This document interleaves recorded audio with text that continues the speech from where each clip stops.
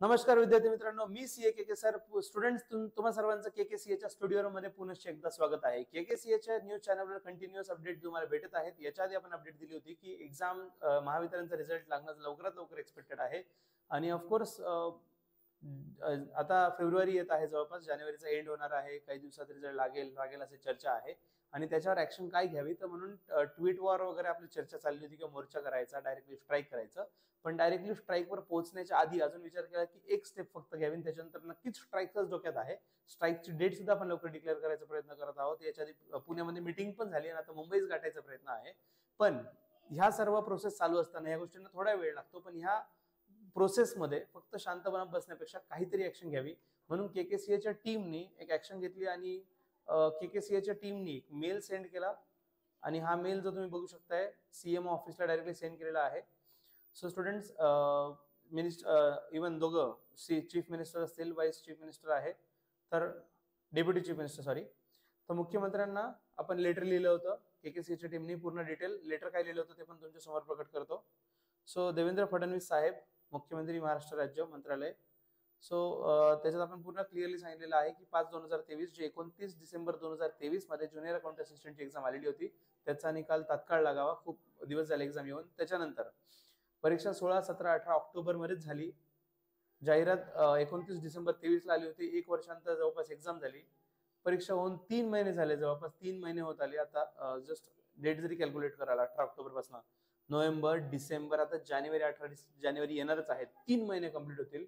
आयबीपीएसच्या pattern नुसार normally 45 दिवसात 30 दिवसात मेरिट लिस्ट लावत असते, पण अजून सुद्धा काहीच झालेलं नाहीये. महावितरणला कॉल केल्यावर उडवाउडवीची उत्तरं देतात, आपली माहिती विचारतात, तुमचा नंबर काय, तुम्ही कोण बोलताय, कुठून बोलताय.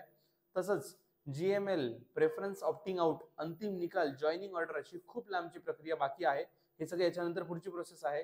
कार्यवाही करून 510 उमेदवारांवर जो अन्याय होतोय, 510 मी म्हणतो उमेदवार नाही, 510 परिवारांवर हा जो अन्याय होत आहे, तर तत्काळ निकाल लावण्याचे आदेश महाराष्ट्र राज्य विद्युत वितरण कंपनीला देण्यात यावे, ही नम्र विनंती. सो हा ऑलरेडी आपण मेल केलेला होता आणि सीएमओ कडनं आपल्याला याचा रिस्पॉन्स सुद्धा आलेला आहे.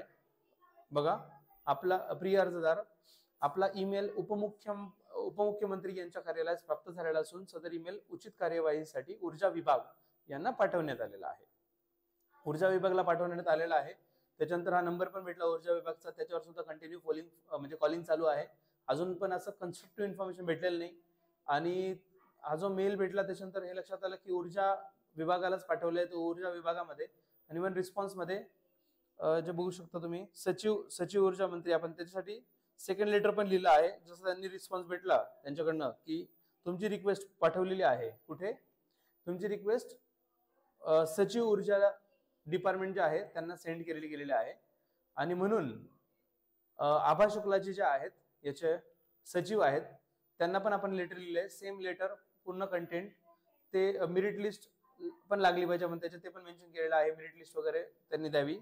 आणि हे शुभम सरांनी आता रिसेंटली पण, शुभम जैन सर जे आहेत ते पण आपल्यासोबत ऑफकोर्स काम करताय केकेसीएच्या टीम मध्ये, त्यांच्याकडनं आता लेटेस्ट मध्ये परत आपण मेल सेंड केलेला आहे. पण सेकंड लेटरचं अजूनही उत्तर भेटलेलं नाहीये. याचं उत्तर अजून तरी पेंडिंग आहे. सचिव ऊर्जा यांचा काय रिस्पॉन्स येतो बघूया.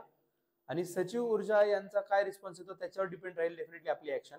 100% अग्रेसिव्ह होण्याची इच्छा नाहीये, गरज पडल्यास होणारच, पण जस्ट अजून वेट करतोय की 2-3 दिवसाचा अजून थोडासा वेट करतोय की हा रिस्पॉन्स काय भेटतो, सचिव ऊर्जा डिपार्टमेंट कडनं काय रिस्पॉन्स भेटतो त्याच्यावर नक्कीच डिसाईड करूया आपल्याला काय ऍक्शन करायची आहे ते. ठीक आहे. सो स्टुडंट, तुमचा विश्वास आहे, विश्वास राहू द्या. के सर तुमच्या सोबत होते आणि राहील. थोडं श्रद्धा आणि सबुरी ठेवा. जर नाही झालं तर डेफिनेटली आपण उतरूच मैदानात. ठीक आहे. चला स्टुडंट्स, भेटूया लवकरच.